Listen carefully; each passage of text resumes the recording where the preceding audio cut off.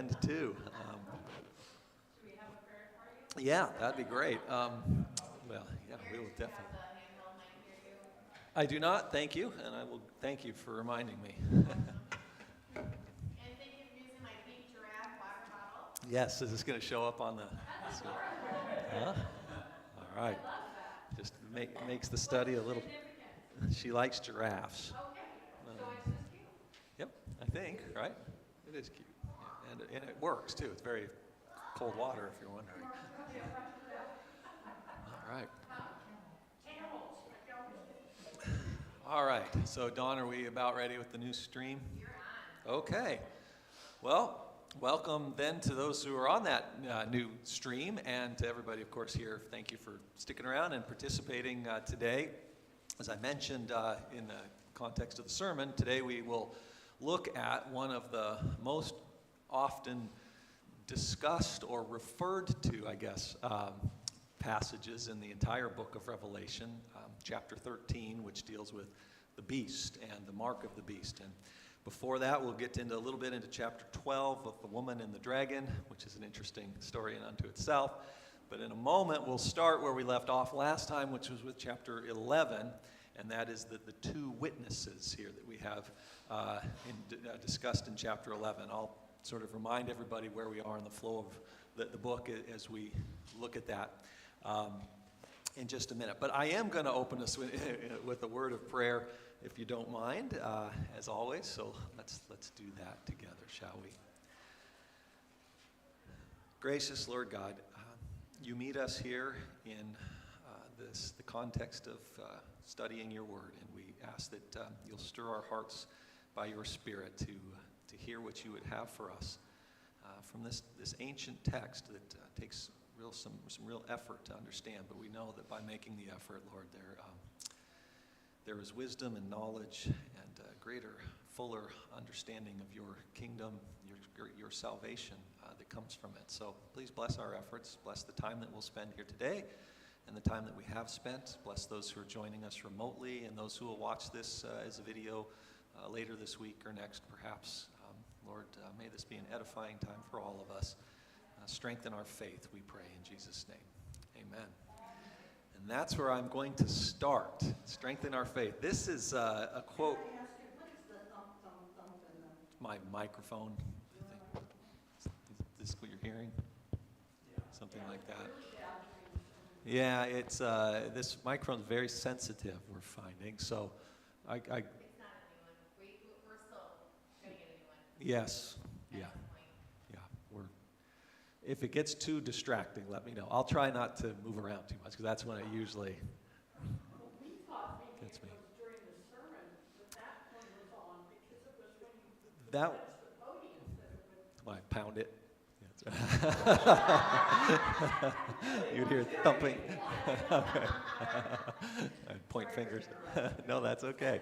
Yeah, it's the movement, and then even my breath. If I breathe too aggressively or something. All right. Well, yeah. Let me. So I do on faith and the witnesses.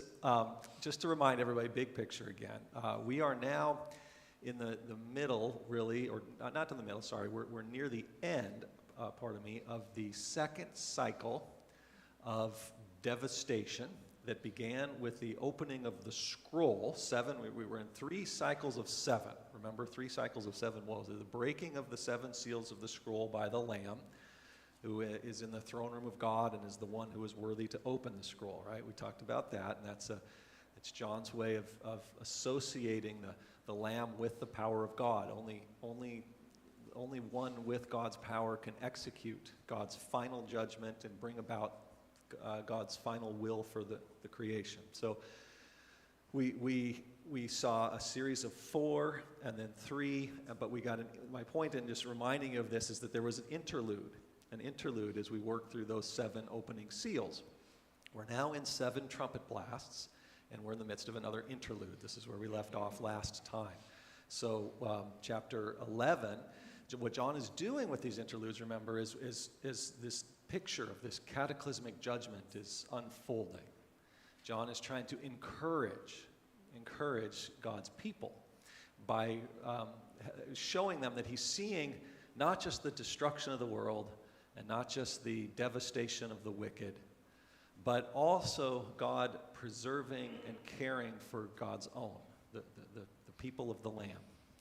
And now this isn't going to always be easy life. Again, as I shared, that sometimes there's quite a well-represented stream of interpretation of the book of Revelation, especially that came out of the 19th century, that we'll talk a little bit more about, I hope, next time when we get to the idea of the millennium, which suggests that God's people are sort of exempted from the travails of the end times or the last days. But really, as we study more carefully, I think the book of Revelation, we see that's never said. The supposition is actually the opposite, that God's people too will experience travail in these challenging days. Partly, again, because the book isn't just about some future set of, a few years or something like that, but it's a depiction, if you will, of the struggle of the early church in the first century. And John probably thought that during the first century, that church itself would see the finality of God's reign on earth come to fruition. And so Revelation for us is a picture of stuff that we are going through too, and the sufferings and the struggles. And so what John tries to do with these interludes again is encourage a church in the first century and now in the 21st century that can experience rejection, isolation, even although again it's not so much a part of our context. I guess we would say gratefully it's not a part of our context. Even martyrdom does happen in the church today in other parts of the globe. And so John is writing to that reality, and in the midst of that suffering, encouraging the church to persevere. Those who endure, remember, are the ones who will inherit the eternal communion with God. And so in the midst of all that, we have this vision then of the two witnesses in chapter 11, which is I wanted to open our discussion of here, and we won't talk about it too long, but I'll read through this in just a moment. But here is sort of a summary passage from a commentator on Revelation 11. Whoever, like the prophets, delivers God's testimony is obliged to confront the demonic adversary of God. Indeed, he or she must be prepared to be defeated by him in battle. God does equip his witnesses with strength, but he does not protect them from final external defeat and physical destruction. An extremely sober and realistic prognosis is presented here that refutes all ecclesiastical triumphalism. So, the triumph of the church, we are, again, exempted from all the struggles of the world because we are God's people and nothing bad happens to us. But this commentator is saying, well, no, anyone who bears witness to God in Christ, especially in the midst of persecution, should expect to have to confront, and what John is presenting here, and what we're going to talk much more about today as we get to chapters 12 and 13, is the adversary, this adversarial force in the world. And of course, for John,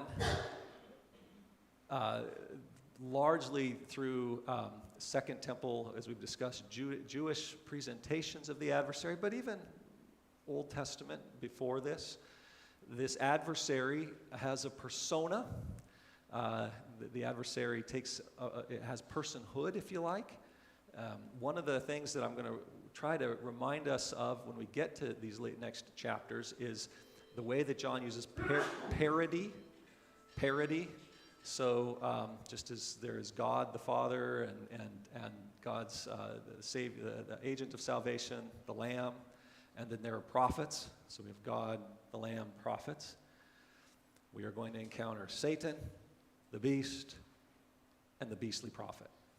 And we'll see parallels like that. John is using parody throughout these coming chapters. And so, setting that up a bit here with chapter 11, here we have the prophets. We've encountered God. We've been in the throne room of God. We've encountered the Lamb who is worthy to open the seals of the scroll and execute God's will for the world.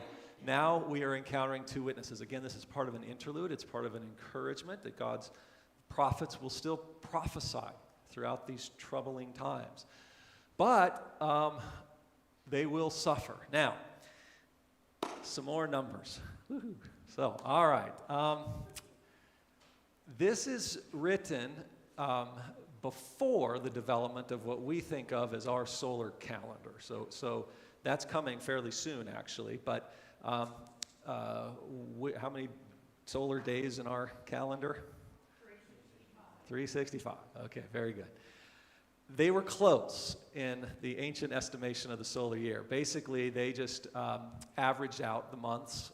Instead of 28 for February, 31 for some others, they just 30.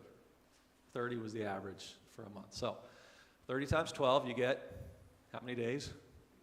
360 days. All right. So John here is using numbers again to make a point. So the nations will trample over the city for 42 months. I will grant my 2 witnesses authority to prophesy for 1,260 days. Okay. 1,260 days is 42 months in this reckoning. You can do the math if you like. Which is 6 times 7. Very good. And, okay, so 1,240 days, I'm sorry, 1,260 days, 42 months is also 3.5 years. Okay, so these are all synonymous for John in this passage. When you're reading these references, why is he using this language? Well, it reflects the language that Daniel uses. That's important, again, because John is using the same kind of imagery that we encounter in that apocalyptic writing as well. What is the point, then, of limiting the time of this destruction to 3.5 years, 42 months, 1,260 days, do you think? Let them know there's an end. That's just it, Diane, to let them know that there is an end. Yes, oh yes, I'll make sure to use the mic. Sorry, thank you, Don. Yeah, that is the point, that this, one of the things that John is really going to stress now as we move forward in Revelation is that as bad as things get, there is an end to the suffering, that God has triumphed, that no matter how things look on any given day, because it might look really bad, remember, what John is seeing is the archetype, the heavenly archetype of what is happening on earth. And John's saying, I've already seen that God has limited the time of this destruction. And as we saw with the 7 trumpet blasts, even there's a limit to how much destruction God's people will have to face themselves. Okay, so now my next question for you. So these are 2 prophets in chapter 11 that John is talking about. Who do you think they are? You know their names.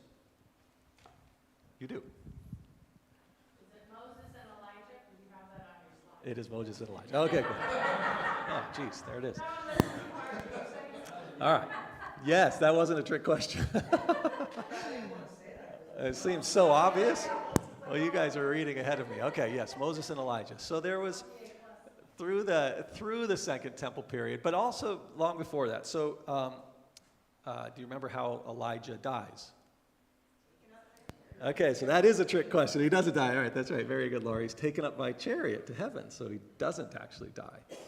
Moses kind of dies in there, but don't really know where he was ever buried, and so a tradition develops, of course. Did he ascend?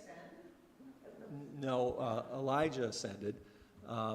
The other one who is also significant in Revelation, who because a book will come to bear his name as one who does not die, is Enoch from Genesis chapter 5.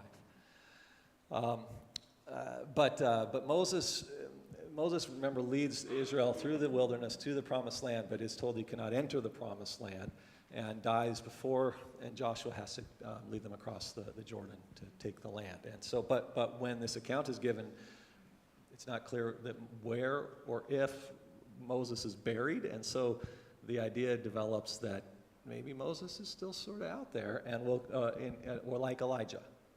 And God is preserving Moses and Elijah to come back in anticipation. So why is John including this chapter here? Well, it's an interlude of encouragement, but it's also a way of saying this expectation that you have that Moses and Elijah will come. I'm seeing it.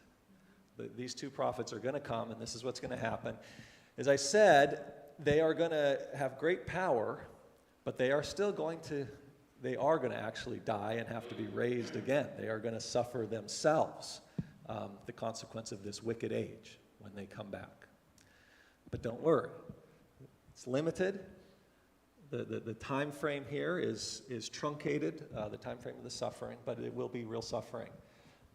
And then John uses language again that reflects this very, again, he's talking about Moses and Elijah in like 3 years and 6 months in the time of Elijah, when the heaven was set up. What kind of signs and wonders will these prophets do? Well, they will have power to do this kind of stuff. What kind of stuff? This stuff that we know Elijah could do, or that Moses could do.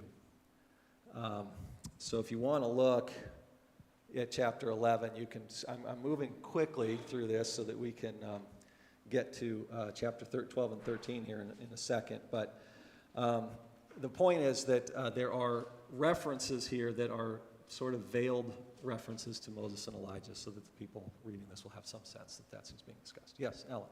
Oh, sorry. Yes. Thank you for remembering that. Did Judaism at that time have the expectation that Elijah was coming back? You know, the thing that nowadays in Seder's, there's a chair set for Elijah because Elijah might show up. Yes, and he did.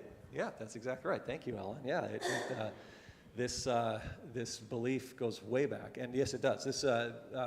It's pretty clear that it's there already in the Second Temple period. It's pretty prominent, and the expectation, and of course we see it in the Gospels as well with Jesus on the Mount of Transfiguration. Moses and Elijah, as you well know, are there. Why do the teachers of the law say that Elijah must come first? Right? Jesus takes this very issue up.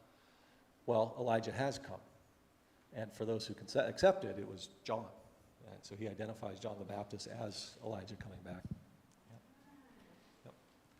Yeah, so that's this. So John, the confessor, now is working off of the same tradition here in chapter 11, but it's a way of encouraging the people that this. I have seen it again. This is a vision.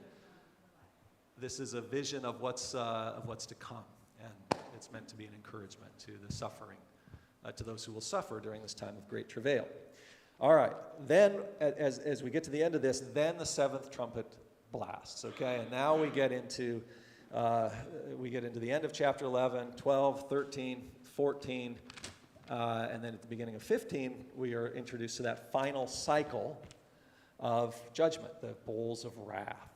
And I've got a slide here where I'll show you some of the parallels between the 7 trumpet blasts and the 7 bowls of wrath that I mentioned last time.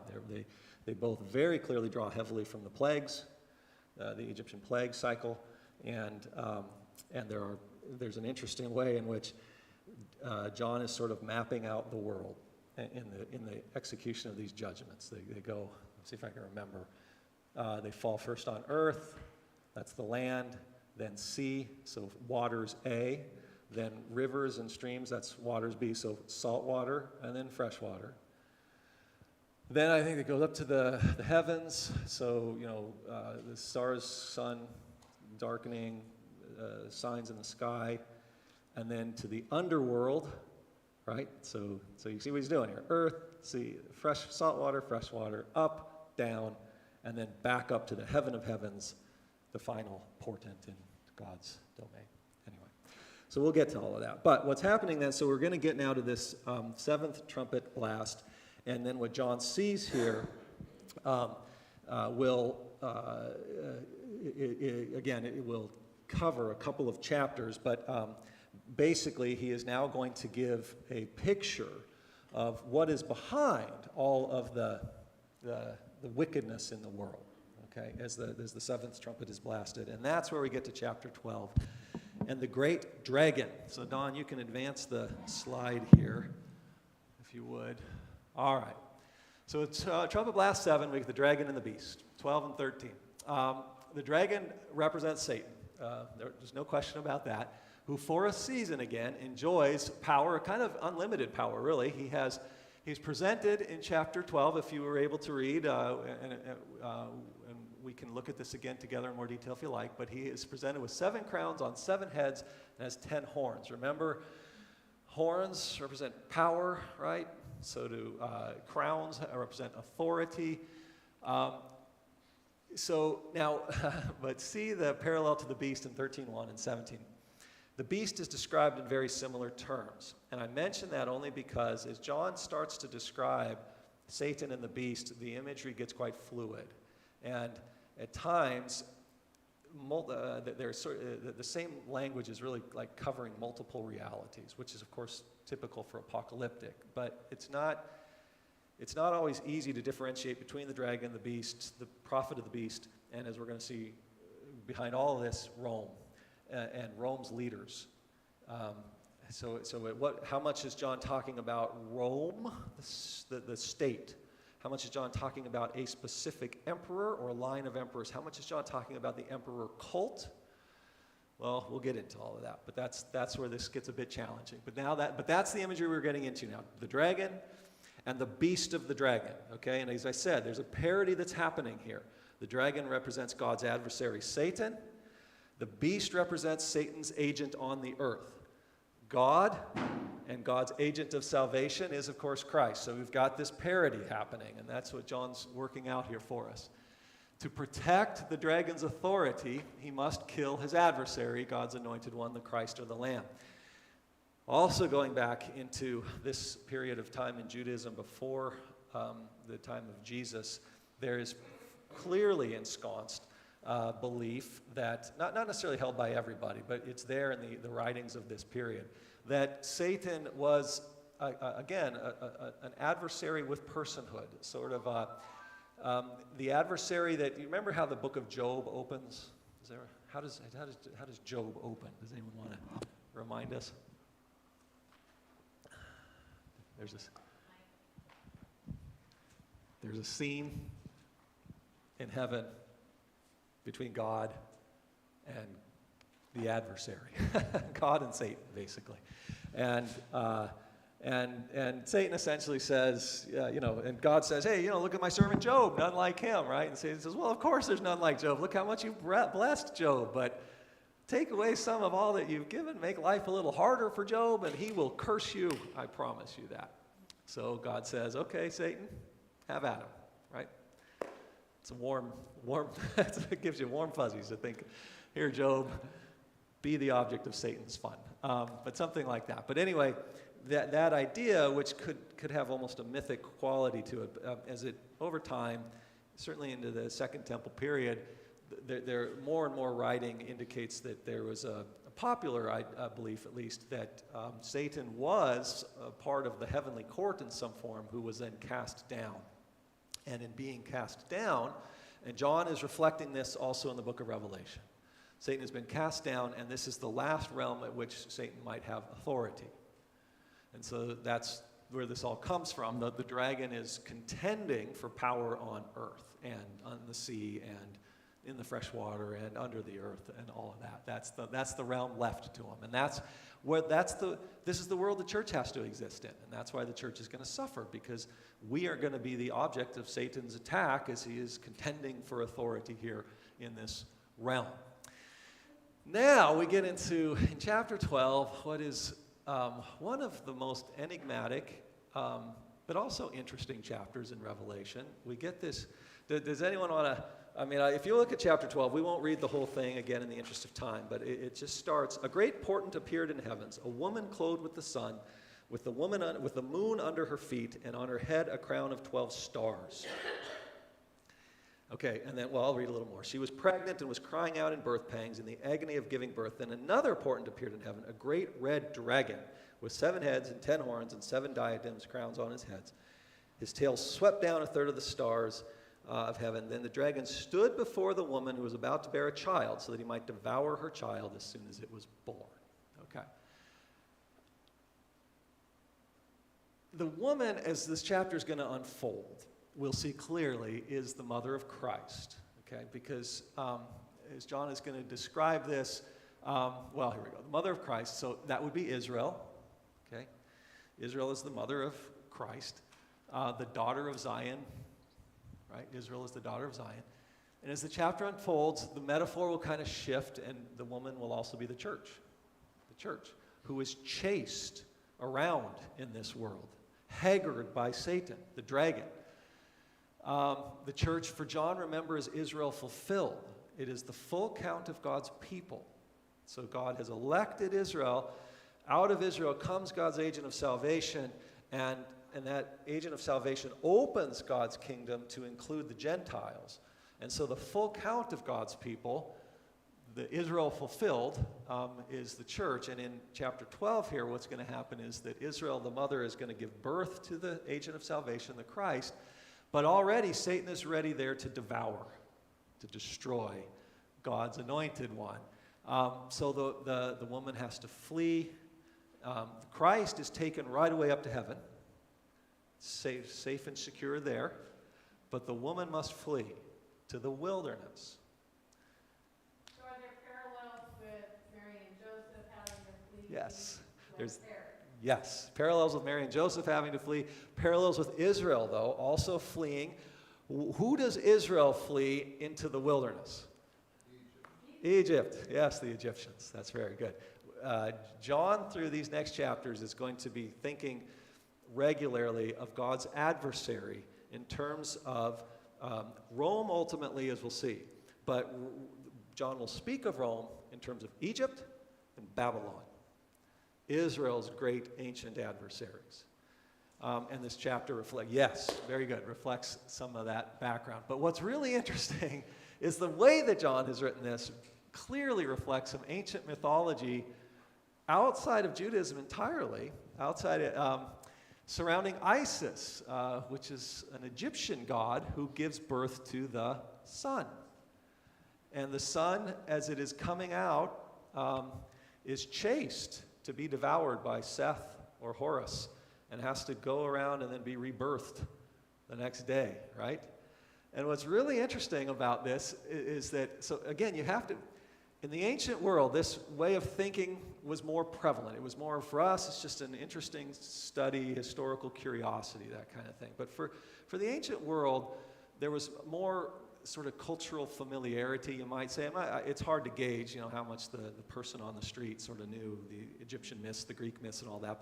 But these were the stories they traded in, right? We don't trade in them so much, but they did. And so for John, what's really interesting here is it's as if he's taking these known myths and he's sort of repurposing them to say, well, I saw this, and but he's saying what it's really about is, of course, the church, who is going to be preserved. The dragon isn't going to get the Christ, but the dragon will chase the church, and will try to devour the church. There is Leto and Virgo here on the Greco-Roman side. Leto, who gives birth to Apollo, and then the snake, Python, something like that, wants to devour Apollo.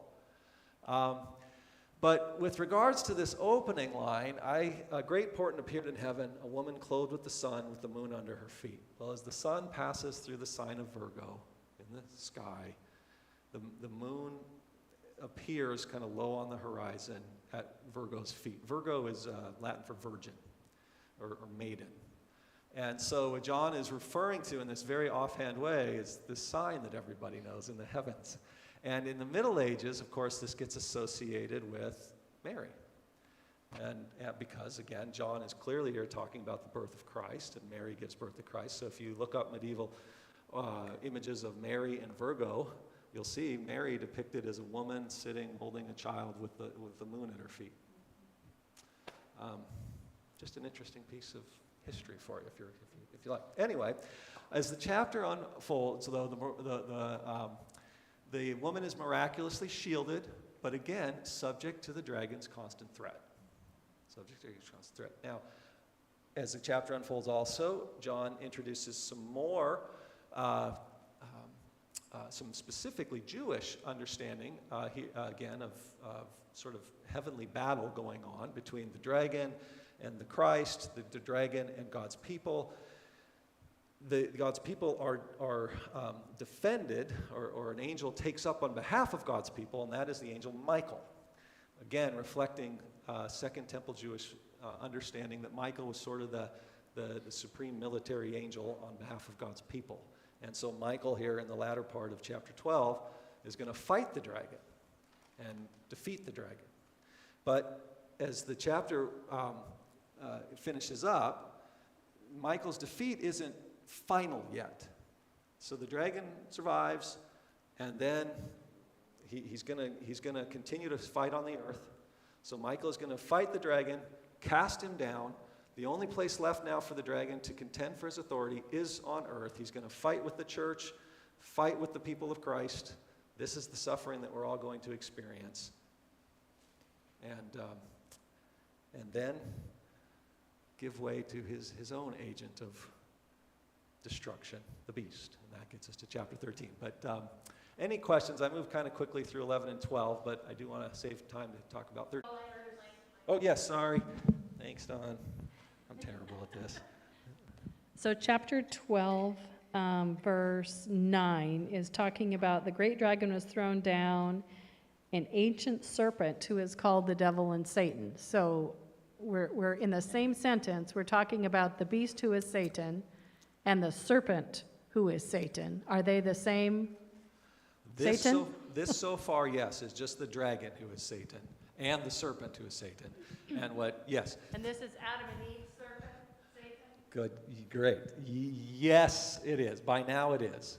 Okay, so Diane's question is this Adam and Eve serpent. It's not clear in Genesis 2 and 3 that Satan is never named in Genesis 2 and 3.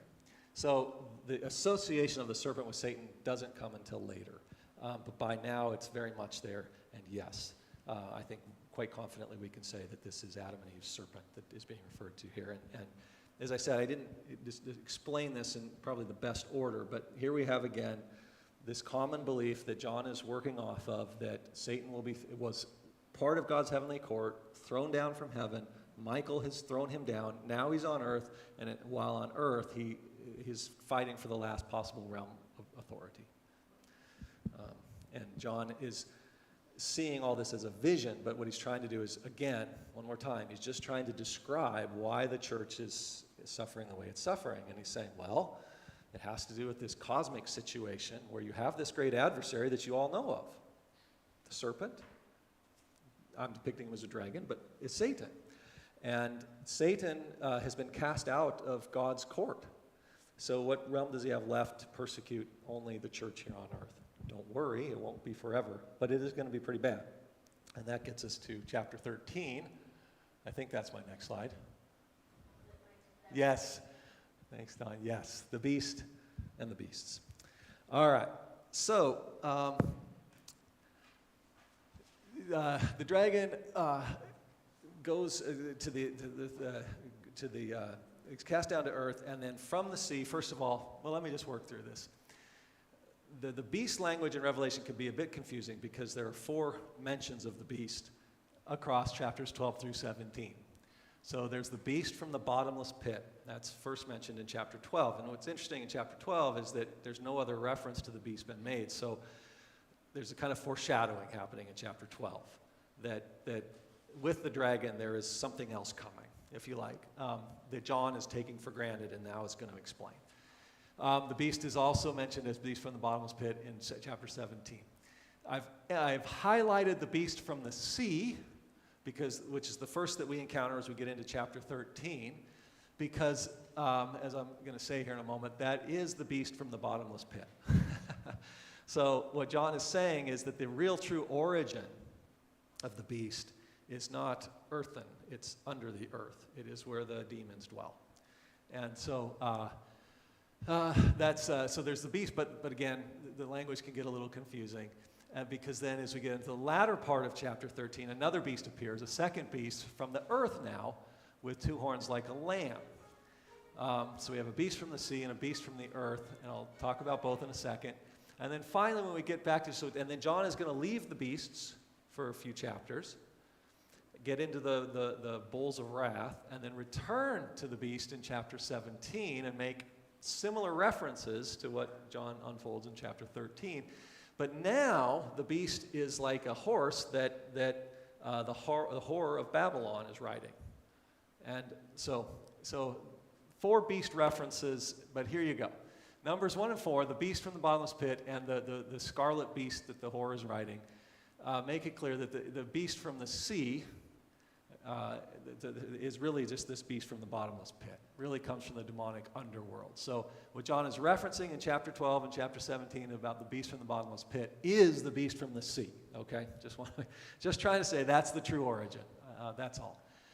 The beast, again, is the image of the dragon, or God's adversary, charged to carry out Satan's will on earth. And this is, again, parodying Christ. So Christ is God's will on earth. Now Satan has his own agent on earth. The beast represents Rome, as I'm going to show you here, I think, very decisively now. In John's language refers to the popular belief about Nero faking his death or dying and returning to life. Did you know that there was a common belief? I am going to read to you that belief right out of a first century document here in just a moment. The beast represents that. Okay, number 3, the beast from the earth is the image of the beast from the sea. So you got the beast from the sea, who's the image of the dragon. But then that beast has his own image, this beast from the earth, all right?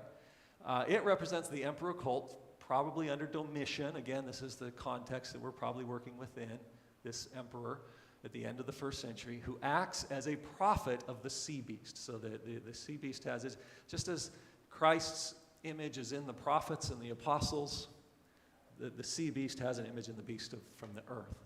Again, parody. God, Christ, prophets and apostles, Satan, beast, beastly prophet. That beasts arise from the earth and sea indicates the attempt of Satan to rule over all creaturely existence. Leviathan and Behemoth may be in the background. So there were 2 even more ancient beasts in Judaism that were not beastly like this one, but they were threatening big creatures. Leviathan, the threatening sea creature, adversary of God again. God has to defeat Leviathan in order to rule the sea. And then the Behemoth, the giant land creature, I don't know, maybe like a buffalo or something like that. It's hard to know. We don't know what the Behemoth refers to. All right. Okay, so there you go. So there's some introductory overview of the beast. We'll look at the next slide here, Don, if you don't mind. All right, what John has done in describing the beast is, as he typically does, he's taken over Old Testament imagery, and more specifically than Leviathan and Behemoth, he has taken over Daniel 7. You can read this on your own, but you'll see in Daniel 7 there are 4 beasts mentioned in Daniel chapter 7.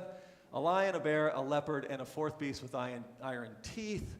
When John describes the beast, the single beast, in chapter 13, and I saw a beast rising out of the sea, having 10 horns, 7 heads, and on its horn were 10 diadems, and on its head were blasphemous names. The beast I saw was like a leopard, its feet were like a bear's, its mouth like a lion's. There you go. So he's taking over this imagery and making it into one beast, if you like. John is also taking over the anticipated judgment of the 4th beast. If you again read in Daniel chapter 7,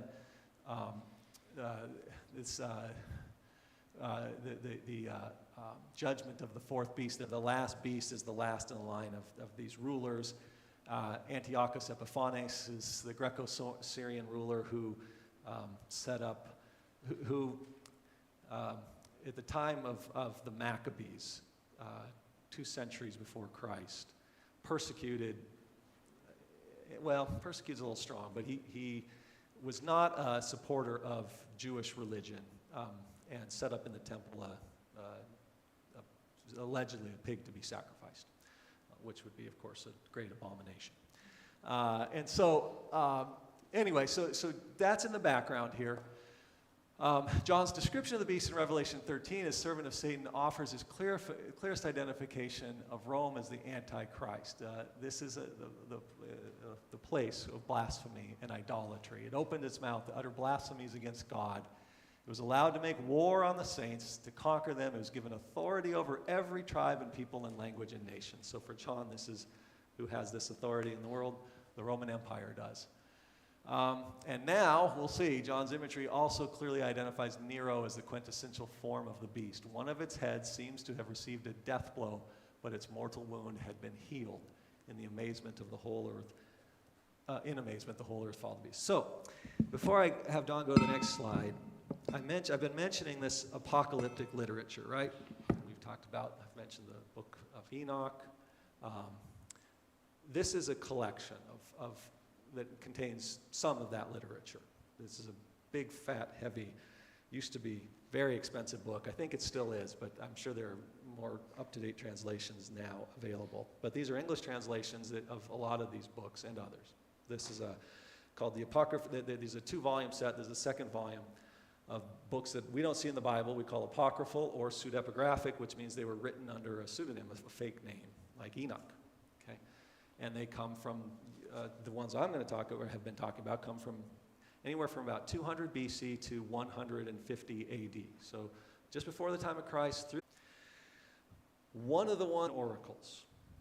So Sibyl, the Sibylline oracles go way, way back in Greek and Roman history. And the origin of the Sibyls was probably one Sibyl who was a prophetess. And the thinking is that among ancient peoples, generally speaking, you can find a certain fascination with the pronouncements of elderly women. I'm not kidding. This is I know what to do with so now, right, Ellen? Yes, but that was the idea. And so these pronouncements over time from one woman in particular who was considered a wise prophetess named Sibyl were written down. And they became referenced by kings, emperors. I'm hoping in a moment to read from Tacitus, the great Roman historian, who will sort of just mention the Sibylline oracles offhand, as of course they had to be referenced to figure out what to do in this particular situation. We'll get to that. Over time, what happens, and this is not uncommon in the ancient Near Eastern world when it comes to writing, we think of writing as intellectual property. If I write something, it's mine, and if you go and you write something in my name and try to parrot it, you try to sort of mimic it, we say, hey, you are stealing my intellectual property, right? But in the ancient world, it was not the same way at all. It was kind of a form of flattery. It was a way to claim authority. So even in the biblical books, Paul's letters, most scholars believe 7 of them were actually written by Paul. But there are others who bear Paul's identification. Is that a big deal? Well, no, not in the ancient world it wasn't. Because the fact that they are sufficiently Pauline is okay. You could claim that they were written by Paul, and to us that sounds like a terrible lie to say they were written by Paul and they weren't. But to them, they were written, if you like, in the spirit of Paul or something like that. And it's a way of saying these have Paul's authority. Well, in the case of the Sibyls, we see the same thing. Over time, Sibylline oracles became mimicked. And in fact, one of the most interesting developments is that these Greek declarations became a source of not authority, became an object of interest, especially for pious Jews. Seems crazy, but the idea was that that we could demonstrate that the greatest wisdom in the world really derives from the Jewish faith. And one way that we would do that is that we would continue to write in the tradition of the Sibyls, oracles or declarations that reflect monotheism, rejection of idolatry, apocalyptic visions that describe the victory of God over against all other gods, over against all other forces of all forces of wickedness in the world. So these came in about 2 centuries before Christ, became they were the oracles that we have today that have survived are not the ancient Greek and ones that the Roman emperors themselves were looking at. We have the Jewish Sibylline oracles, and the Christians loved them so much that in the time of Christ, they were citing them like crazy Church fathers were citing the Sibylline oracles all the time and even authoring some in a Christian direction, if you like. Okay? So, one of this is from Oracle. This is from the book 5 of the Sibylline oracles. Actually, should I read book 5 first or book? Yeah, I'll read a little book from book 5 here of the Sibylline oracles. This one probably dates from, according to the researchers who've worked on it. I'm just passing along. I'm not an expert in these writings, but the dating that is given by those who do work on these is probably around the time just before Revelation would have been written. So late 1st century, but not quite as late as Revelation itself. And book 5 starts with a review of the history of the emperors. Okay? All right, and let me just, let me start here. All right, hang on, let me start. Okay, here we go. All right. There shall be a king, first of all, who shall sum up twice 10 with his initial letter. Sum up twice 10 with his initial letter. Okay. In ancient alphabets, I'll put up the Hebrew alphabet. Well, yeah, I'll put up the Hebrew alphabet in a minute. But Greek alphabet, Hebrew alphabet, the letters stood for numbers too.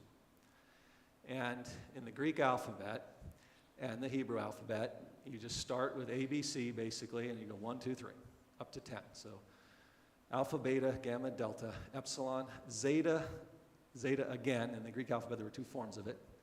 Eta, theta, that's 9. Iota, 10. Our letter I, basically, 10. Okay.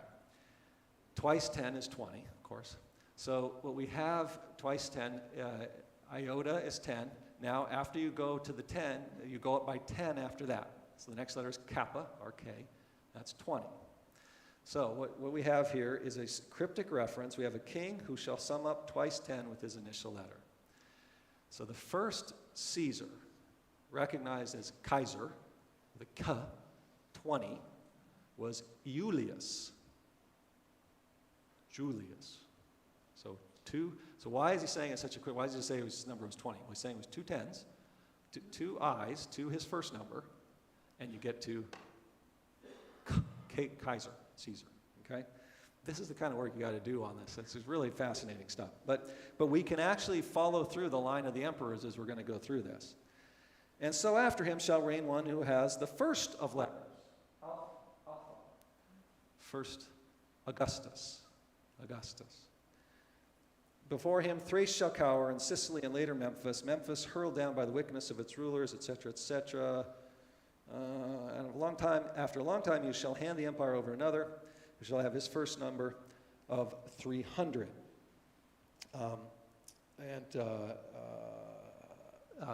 300, if we keep going through the alphabet, that would be T, and that's Tiberius. And we'll keep going here. But as we get down, I'll skip ahead a little bit. All right. Then he shall be sovereign who has the letter of 50. Let me just make sure. Yes. Then he shall be sovereign who has the letter of 50. 50 is, so iota, kappa, lambda, mu, nu, n. N is the letter 50. A direful serpent, causing grievous war, who shall one day put forth his hands on his own family and slay them, and shall throw all into confusion, as athlete, charioteer, murderer, and doer of 1,000 extravagant acts. He shall pierce to the hill between two seas. This is probably a reference to the Isthmus of Corinth. Forget it for now. Yea, even when he here you go. Even when he disappears, he shall be malignant. He shall be evil. Then he shall return. And this is Nero? And Nero. Yeah, we're going along the line of emperors. We're into Nero. Who did Nero allegedly kill in his own family? His wife and his mother. Yeah, his mother first, and then punched or kicked his wife when she was pregnant and killed her. Now that's according to Tacitus and a few other historians who are not fans of the Julio-Claudian line, and so how much of that is actually true is a question. But it was clearly believed to be true at this time in the first century, popularly speaking. So here we have a clear reference to Nero and the belief that Nero is going to go away, die, and be raised, or fake his death and then come back. Okay? There's another reference here, but in the interest of time, in book 4, I won't read it. Okay? But you But get. if Nero is so evil, he's obviously not going to be raised by God. No, he's And not. Satan doesn't have the power to resurrect. Well, that is. I'm telling you, he doesn't. I was going to say, so Diana's saying Satan doesn't have the power to resurrect. Well, yeah, I mean, one of the things that John, in these chapters again, with the prophets, for instance, the prophets of the beast and the beast are able to do some miraculous things that draw people away. And what Old Testament story do you think John might be drawing off of there? Prophets who are kind of anti-God's prophets doing miraculous things. So there you go. Yeah, Moses goes before Pharaoh. Yeah. He says, my people can do that, my magicians Yeah, can do that. I can turn a staff into a snake, no problem. Here you go, right? Again, there's a lot of parodying going on, but the belief here that Nero was resurrected, that belief that Nero came back somehow from the dead was sort of a popular one. It's not necessarily a specifically Christian one, but it was popular, and it seems very clear that John is alluding to that when he writes, one of the heads of the beast seems to have received a death blow, but its mortal wound had been healed. In amazement, the whole world followed the beast. Okay? So, Don, would you go to the next slide?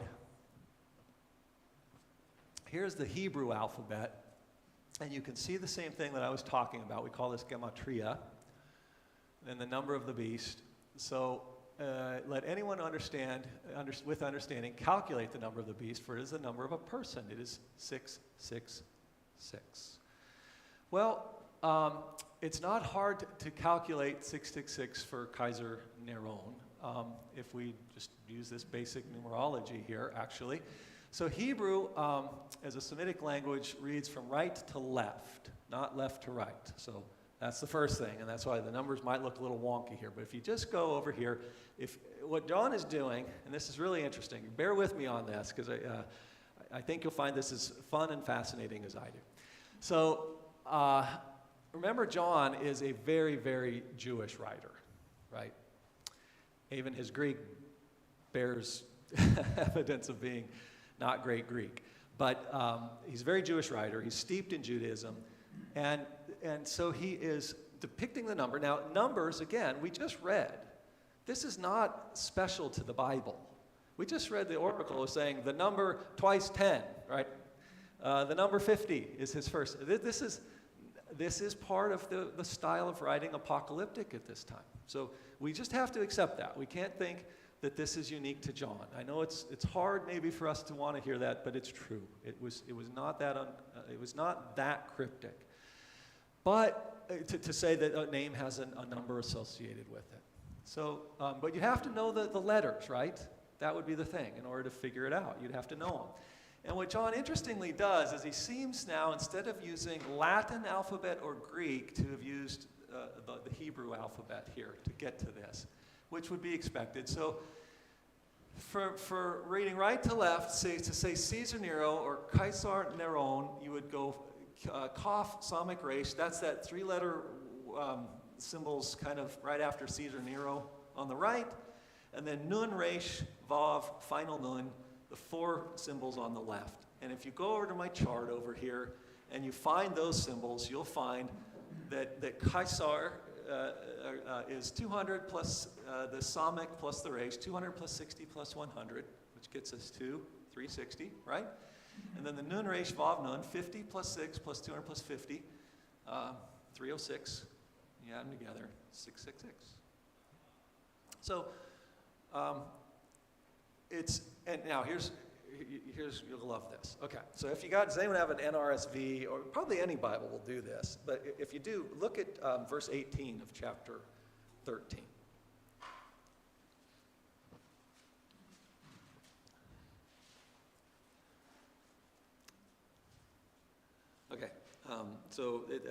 This calls for wisdom. Let anyone with understanding calculate the number of the beast, for it is the number of a person. Its number is 666. Do y'all see that? Is there a footnote referenced? Okay, someone read for us the footnote. And before you do, raise your hand so you can read it in the mic. Okay, Linda, would you read the footnote for us? Yes, it says, other ancient authorities read 616. Yes. Did you know the number of the beast was actually 616? Maybe. Well, no, it probably wasn't. It was probably 666. But why do we have what we call a manuscript variant here? So remember, with these biblical texts, we don't have a single copy of any of them. They were shared early and they were copied early. And what we have are copies of copies of copies. And among some copy, what we can do is you sort of identify families over time. You can see where, these copies all bear the same marks, right? They have slight variants, all the same, okay? And there is a manuscript tradition that has the number not 666, but 616. Now, we have to account for where would that come from? Well, if you did use the Latinized form of Nero and not the Hebrew form, you would drop the final nun. And if you took that last N off of there, you would drop 50 off the total. And you'd get to 616. As scribes are receiving and copying this book, they are almost surely not as Hebraically minded as John was. But they probably know that this is Nero. And they're saying, well, that's not Nero's number. It's 616. So they changed it, you see? That seems to be the best explanation for why that you have that footnote in your Bible that you do.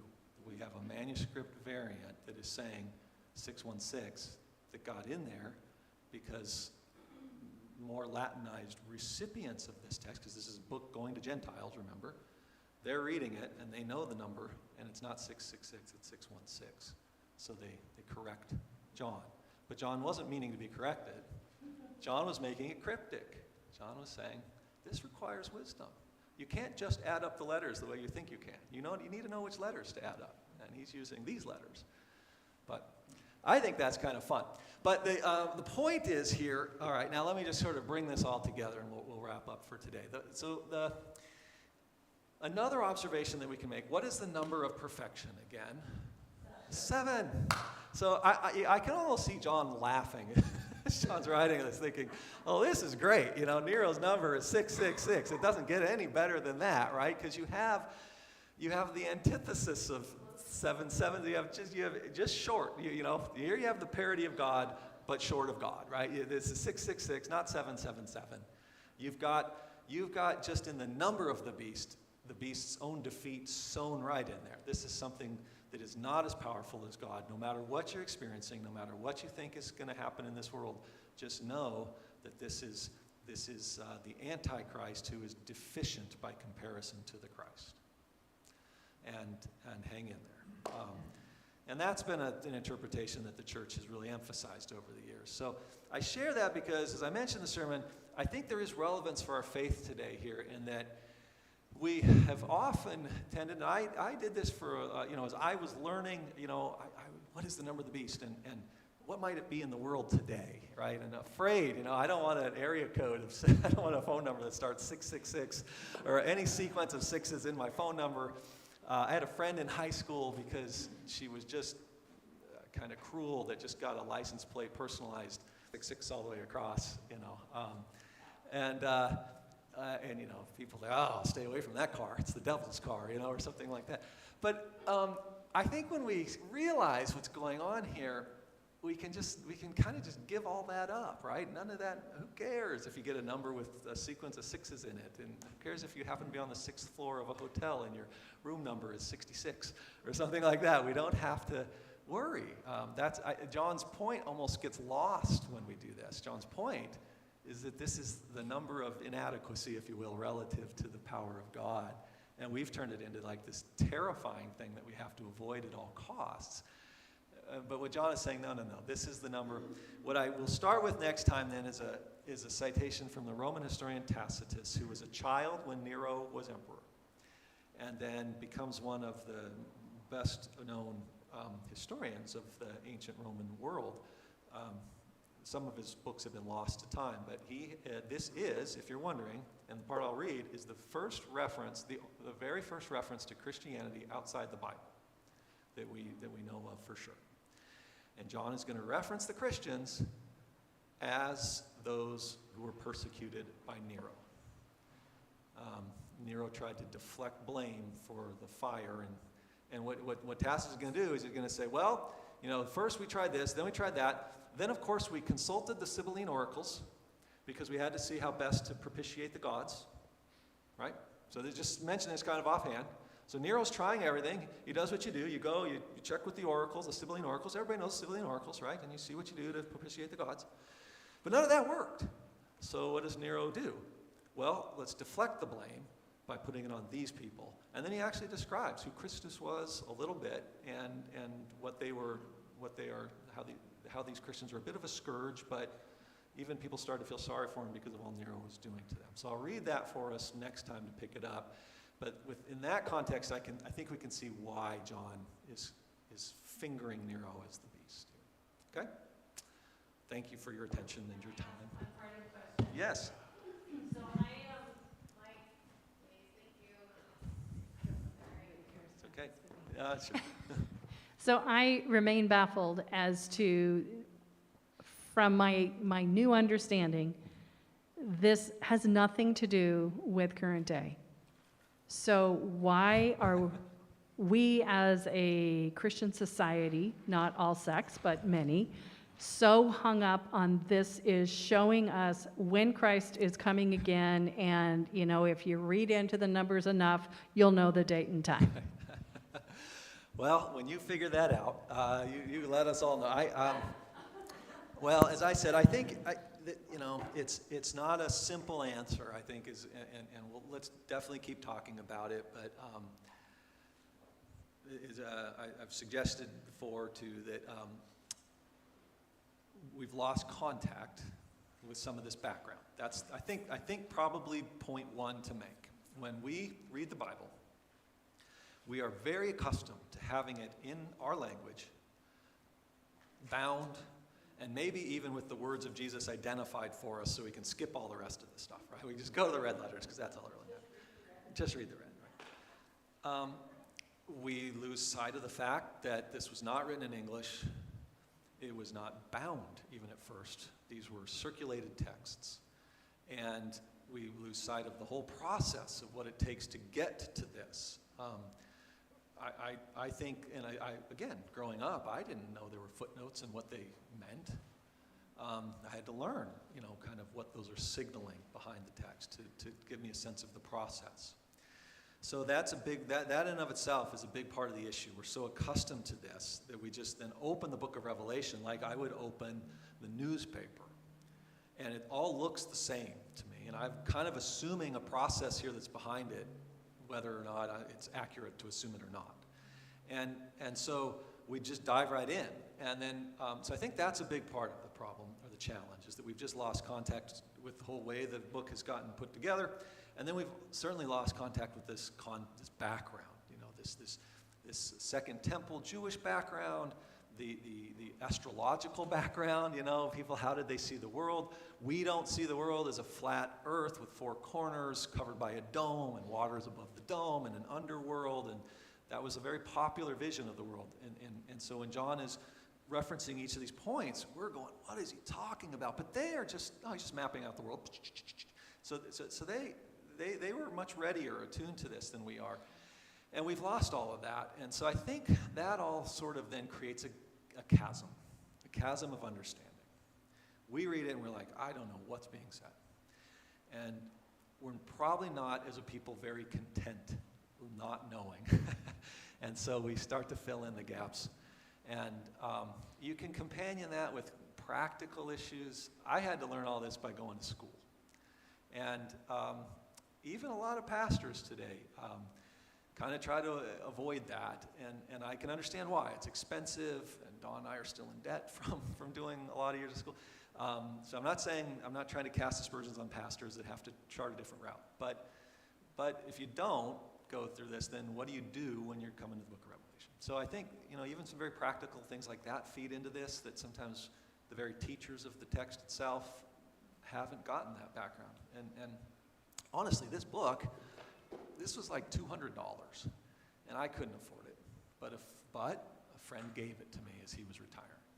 So now I got it. But, so it's just, we're so out of touch with that background. To get back into it takes a lot of work. And who has the time, who has the resources? There are all these kind of, and more considerations as well. But I'm saying all this because I do think it's an issue. I think it's a challenge. It's a real problem, the way that we treat this book, because I think we've turned it into something that John never intended for it to be, really. And by doing that, we're missing kind of the word of encouragement that's meant to be in there. And we've kind of turned it into like a magic text and have to crack its codes, but not in the way John wrote them, but in our time. But there is a lot of practical application still today. I don't want to suggest that. It's just maybe not the stuff we always think. All right. Yes, Ellen, sorry. Yeah, a very simplified way of thinking about it is that a book that was written as encouragement and as a way to cast out fear has been used in present times to create fear and to use it for control. I couldn't have said it any better than that. That was brilliant. Thank you, Ellen. That's exactly right. That's exactly right. That is the problem. So I don't discourage that kind of questioning, because I think that's just the issue. We kind of turned Revelation into its opposite. And so that's up to us to bear witness to the truth. And like the two witnesses, probably face some persecution for that. It's easier to sell. Well, never mind. I'm not going to go there. All right. Thanks for your attention, and we'll pick it up here next time. We'll try to bring it all together then.